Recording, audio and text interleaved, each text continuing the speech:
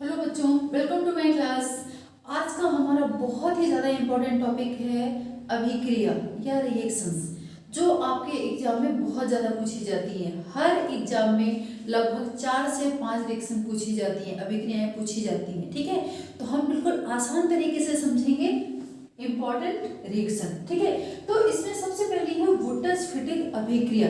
बच्चों, ये बहुत सारे सन में आई है। ठीक है, आप अगर पिछले पेपर उठा के देखोगे तो आपको ये अभिक्रिया देखने को मिल जाएगी, है बहुत इजी। ठीक है, अब देखो ये क्या बोल रहा है, जब एल्किल हाइलाइट की एरियल हाइलाइट की जब एल्किल हाइलाइट की एरियल हाइलाइट और सोडियम के साथ, ठीक है, एरियल हाइलाइट और सोडियम के साथ अभिक्रिया शुष्क ईथर की उपस्थिति में कराते हैं तो एरोमेटिक हाइड्रोकार्बन या टालविन बनता है। यही आपका क्या कहलाता है, वुटर्स-फिटिंग अभिक्रिया। ठीक है, अब ये दोस्तों बोल रहा है एल्किल हाइलाइट। एल्किल हाइलाइट मतलब CH3, यहाँ पे हमने ले लिया Cl, एल्किल, और ये क्या हो गया आपका हाइलाइट, प्लस ये क्या बोल रहा है एरियल हाइलाइट, तो हमने C6H5 और Cl ले लिया, ये हो गया एरियल और हाइलाइट। ठीक है, प्लस ये क्या बोला सोडियम, तो हमने यहाँ पे ले लिया सोडियम। ठीक है, और ये बोला शुष्क ईथर की उपस्थिति में, तो हमने यहाँ पे ले लिया बच्चों शुष्क ईथर। ठीक है, इसकी उपस्थिति में जब क्रिया करता है तो बनता क्या है, एरोमेटिक हाइड्रोकार्बन। ठीक है, एरोमेटिक मतलब ये जो आपका एरोमेटिक हाइड्रोकार्बन है बेंजीन ग्रुप ये, और हाइड्रोकार्बन कौन सा, ये आपका एरोमेटिक और एलिफेटिक दोनों आपस में क्या हो जाते हैं, मिल जाते हैं। ठीक है, तो यहाँ पे जो बनेगा बच्चों वो क्या बनेगा, C6H5CH3। ठीक है, ये इसके साथ मिल गया। ठीक है, अब बचा क्या बच्चों, यहाँ पे सोडियम है, यहाँ पे क्लोरीन कितना है, 2 है। ठीक है, तो जब क्लोरीन 2 है तो आपको पता है कि सोडियम क्लोरीन के साथ क्रिया करके सोडियम क्लोराइड बनाता है, तो हम इसको बैलेंस कैसे करेंगे, तो हम यहाँ पे सोडियम भी कितना ले लेंगे, 2, तो 2 क्लोरीन 1 और 2 और 2 सोडियम, तो यहाँ पे आपका क्या बन जाएगा 2NaCl। ठीक है, इसको हम एरोमेटिक हाइड्रोकार्बन बोलते हैं या इसी को क्या बोलते हैं बच्चों, टालविन। ठीक है, या एरोमेटिक हाइड्रोकार्बन, एरोमेटिक हाइड्रोकार्बन। ठीक है ना आसान। एलिफेटिक मतलब देखो alkyl halide aryl halide sodium के साथ क्रिया करेंगे शुष्क ईथर की उपस्थिति में, तो क्या बनेगा आपका, टालविन बनेगा या एरोमेटिक हाइड्रोकार्बन बनेगा। यही आपका क्या कहलाता है, वुटर्स-फिटिंग अभिक्रिया।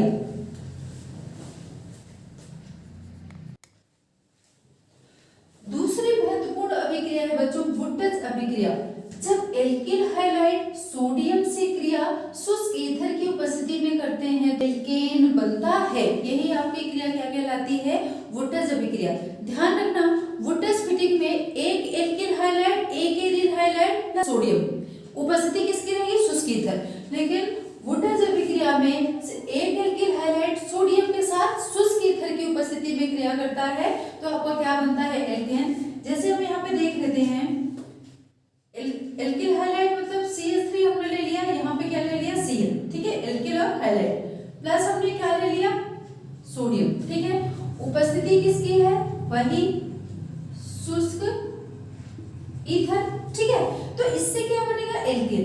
तो ध्यान रखना बच्चों, यहाँ पे सोडियम क्लोरीन से तो क्रिया करके सोडियम क्लोराइड बना लेगा, लेकिन यहाँ पे ये मेथिल है और हमें प्राप्त क्या करना है, एल्केन। मतलब मेथेन, एथेन, प्रोपेन, ब्यूटेन कुछ भी, लेकिन वो क्या रहेगा, एल्केन, जबकि ये यहाँ पे क्या है, मेथिल। ठीक है, तो हम इसको बैलेंस करने के लिए हम यहाँ पे क्या लगा देंगे बच्चों, 2।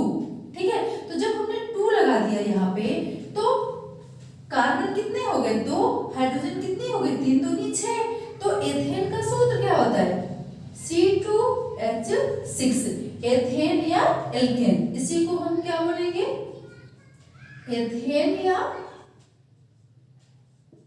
एल्केन। ठीक है, अब बचा क्या, अब यहाँ पे 2 क्लोरीन है तो सोडियम को भी हम क्या कर देंगे, 2 कर देंगे। ठीक है, तो 2 सोडियम 2 क्लोरीन, यहाँ पे आपका क्या बन जाएगा, 2NaCl।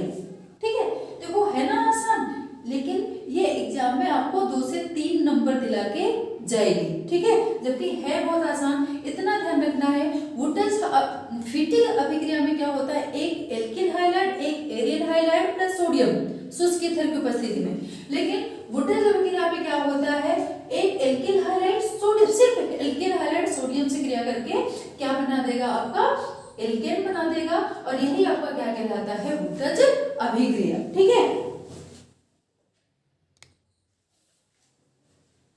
अब हम पढ़ रहे हैं हेलोफॉर्म अभिक्रिया। ठीक है, तीसरी इंपॉर्टेंट मोस्ट इंपॉर्टेंट अभिक्रिया हमारी कौन सी है, हेलोफॉर्म अभिक्रिया। ठीक है, तो देखो बच्चों, जब एल्कोहल, एस्टरएल्डिहाइड या एसीटोन में से कोई भी, मतलब या तो हम एल्कोहल ले लेंगे या एस्टरएल्डिहाइड ले लेंगे या तो एसीटोन ले लेंगे, कोई भी ले लेंगे, तो जब इन तीनों में से कोई सोडियम हाइड्रोक्साइड तथा हैलोजन के साथ क्रिया करते हैं तो क्या बनता है, हेलोफॉर्म। ठीक है, तो हमने यहाँ पे ले लिया बच्चों एल्कोहल, तो एल्कोहल में हमने क्या ले लिया, एथिल एल्कोहल, तो C2H5OH प्लस ये क्या बोल रहा है, सोडियम हाइड्रोक्साइड, तो हमने यहाँ पे ले लिया सोडियम हाइड्रोक्साइड प्लस ये क्या बोला, हैलोजन, तो हमने यहाँ पे ले लिया बच्चों क्लोरीन। ठीक है, अब ये जो क्रिया करेंगे, ये क्रिया करके क्या बना देंगे, क्लोरोफॉर्म। तो बच्चों ध्यान रखना, क्लोरोफॉर्म बनाने सबसे पहले देखो हम यहाँ पे इसको आसान करने के लिए नंबरिंग कर लेते हैं। अब यहाँ पे आपका कार्बन कितना है, 2, तो यहाँ पे कार्बन 2, हाइड्रोजन कितना है, 5, एक 6 और एक 7, हाइड्रोजन कितना है, 7। ठीक है, और यहाँ पे ऑक्सीजन कितना है बच्चों, 2, और सोडियम कितना है, 1, और क्लोरीन आपकी कितनी है, 2। ठीक है, तो हमें सबसे पहले क्या बनाना है, हेलोफॉर्म या क्लोरोफॉर्म। तो क्लोरोफॉर्म का सूत्र बच्चों आपको याद होना चाहिए, क्या है, CHCl3। ठीक है, तो अब यहाँ पे देखिए कार्बन एक यहाँ चली गई, अब Cl3, क्लोरीन हमारे पास 2 ही है, जबकि यहाँ पे कितनी है, 3 है। ठीक है, तो हम यहाँ पे क्लोरीन कितनी ले लेंगे, क्लोरीन हम ले लेंगे बच्चों, कितनी ले लेंगे, 4।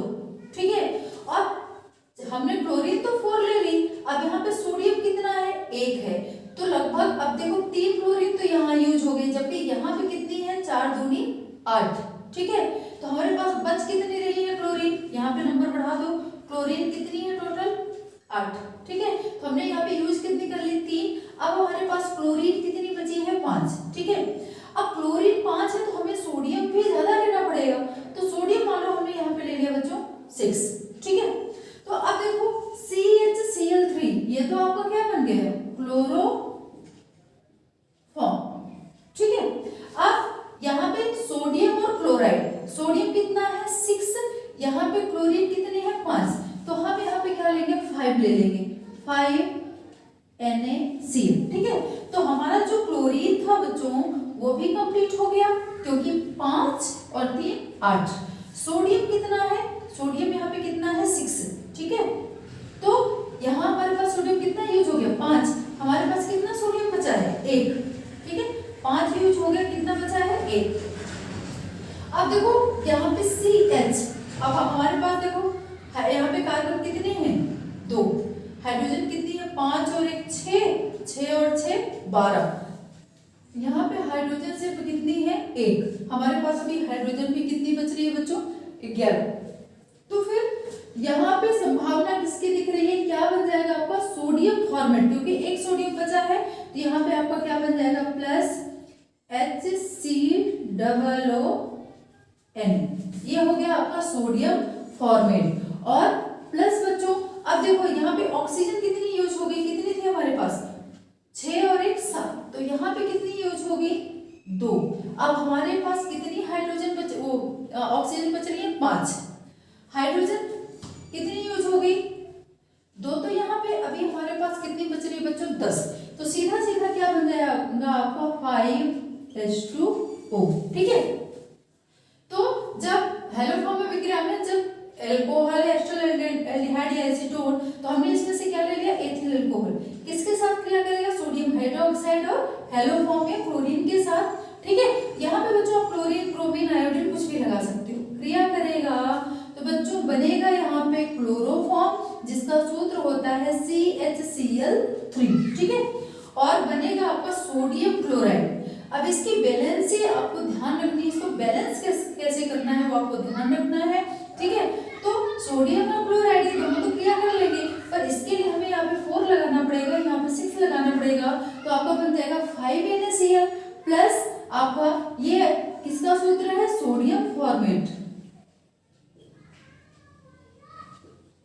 फॉर्मेट और प्लस आपका कितना क्या बन गया 5:2। अब देखो बैलेंस यहाँ पे हाइड्रोजन कितना है 5 और 1 6, 6 और 6 12। यहाँ पे देखो हाइड्रोजन 1 2 5 दूनी 10 और 2 12, ठीक है। ऑक्सीजन 6 1 7, यहाँ पे ऑक्सीजन देखो 5 6 और 7। कार्बन कितनी है 2, तो यहाँ भी कार्बन 1 और 2, ठीक है ना। तो इस तरह से आपका ये कंप्लीट हो गया हेलो फॉर्म अभिक्रिया। चौथी हमारी अभिक्रिया है एल्डोल संघनन। ये भी काफी इंपॉर्टेंट है, बहुत बार एग्जाम में आ चुकी है। तो जब दो अल्फा हाइड्रोजन युक्त दो समान एल्डिहाइड या कीटोन सोडियम हाइड्रोक्साइड की उपस्थिति में, या तो एल्डिहाइड या तो कीटोन सोडियम हाइड्रोक्साइड की उपस्थिति में आपस में क्रिया करके संघनित होंगे या जुड़ जाएंगे, तो वही आपका क्या कहलाएगा एल्डोल संघनन, ठीक है। तो यहाँ पे देखते हैं, हमने यहाँ पे एल्डिहाइड में क्या ले लिया एस्टरेल्डिहाइड, जिसका सूत्र है बच्चों CH3CHO। एक चीज का विशेष ध्यान रखना, सूत्र आपको याद होना चाहिए, जो मेन सूत्र हैं वो याद रखो, तभी ये अभिक्रियाएं आप आसानी से कर सकते हो। तो CH3CHO इसको क्या बोलते हैं एसिटाल्डिहाइड, क्योंकि यहाँ पे कार्बन कितने हैं 2। हम यहाँ पे एसिटाल्डिहाइड के 2 कंपाउंड लेंगे, तो यहाँ पे CH3CHO, फिर हमने ले लिया CH3CHO। किसकी उपस्थिति में क्रिया करवाएंगे सोडियम हाइड्रोक्साइड, ठीक है। तो इससे एल्डोल बनेगा, ये दोनों आपस में क्या होंगे जुड़ जाएंगे। तो यहाँ का ये ऑक्सीजन और ये जो CH3 का एक हाइड्रोजन है बच्चों, तो यहाँ पे हमने इसको ऐसे बांट दिया CH2 कर दिया और यहाँ पे H, ठीक है। तो ये दोनों ऑक्सीजन और हाइड्रोजन बीच में जुड़ जाएंगे, ठीक है। तो यहाँ पे जब ये बनेगा आगे तो क्या हो जाएगा CH3 CH और ये OH, यहाँ पे क्या हो जाएगा OH, और फिर पूरा ही लिख देंगे CH2 CHO, ठीक है। तो ये जो ऑक्सीजन और ये हाइड्रोजन आपस में दोनों जुड़कर क्या बना लेंगे एल्डोल, इसी को पूरे को क्या बोलते हैं एल्डोल, ठीक है। और ये एल्डोल का बनना ही क्या कहलाता है एल्डोल संघनन। ध्यान रखना, ये क्रिया दो समान एल्डिहाइड या दो समान कीटोन या एक एल्डिहाइड या एक कीटोन के बीच में भी होती है, ठीक है। अगर आप इसमें से कोई भी कर लोगे तो वो गलत नहीं होगा। तो हमने यहाँ पे क्या ले लिया 2 एल्डिहाइड ले लिए, तो ये जुड़ने के लिए इसका ऑक्सीजन इसका हाइड्रोजन ये यहाँ बीच में आ गया और ये पूरा जैसे था वैसे ही जुड़ गया CH3CHOH CH2CHO। यही आपका क्या कहलाता है एल्डोल संघनन, ठीक है। अब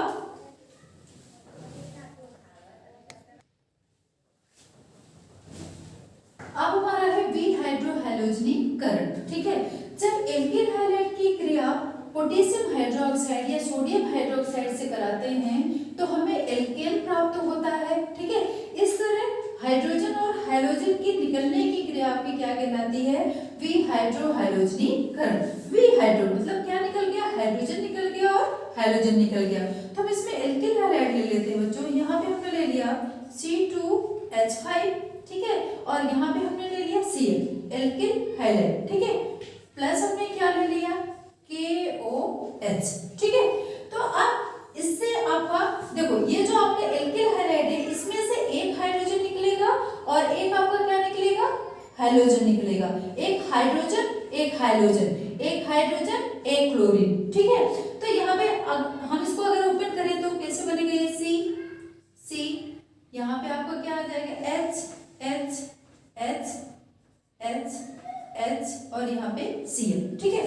हम यहाँ पे H करके यहाँ Cl जोड़ देते हैं Cl, ठीक है, प्लस दोनों तरह से समझा रही हूँ।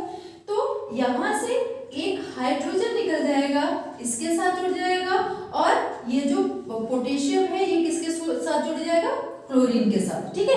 तो देखो विहाइड्रोहैलोजनीकरण मतलब यहाँ से क्या निकल गया एक हाइड्रोजन एक क्लोरीन, ठीक है। तो बचा क्या यहाँ पे अब C2H4 एक हाइड्रोजन निकला तो बचा क्या यहाँ पे C2H4 या इसको संरचनात्मक रूप में देखेंगे बच्चों, यहाँ से जब एक ये निकल जाएगा हाइड्रोजन एक क्लोरीन बच जाएगा, तो C2 और हाइड्रोजन कितने बचे, 4। ठीक है, तो यहाँ पे जो बनेगा, दोनों तरह से बता रही हूँ, आपको ये कर लेना। तो यहाँ पे CH2 डबल बॉन्ड CH2, क्योंकि जब हाइड्रोजन और हाइड्रोजन हट जाएगा तो यहाँ पे क्या लग जाएगा, डबल बॉन्ड, 4 2 6 7 और 8, 4 2 6 7 और 8। ठीक है, प्लस आपका क्या जुड़ जाएगा, क्या निकल जाएगा, पोटेशियम क्लोराइड बन जाएगा, और यहाँ पे क्या बन जाएगा, पानी। तो यहाँ पे आपका क्या बन गया, पोटेशियम क्लोराइड, और प्लस आपका क्या बन गया, पानी। यहाँ पे पोटेशियम क्लोराइड और प्लस आपका क्या बन गया, पानी। ठीक है, तो देखो है ना ये बिल्कुल आसान। विहाइड्रोहैलोजनीकरण मतलब एल्किल हैलाइड्स में से एक हाइड्रोजन और एक हाइड्रोजन निकल जाना ही क्या कहलाता है, आपका विहाइड्रोहैलोजनीकरण। और निकलने के बाद आपका क्या बनता है, एल्कीन। ठीक है, या तो यहाँ पे ये क्या बन गया, एथीन, एथीन बन जाएगा, मीथेन बन जाएगा, प्रोपीन बन जाएगा, वो आपकी मर्जी है। यहाँ पे आप कोई भी एल्किल हैलाइड ले सकते हो। ठीक है, तो ये अभिक्रिया हो गई विहाइड्रोहैलोजनीकरण।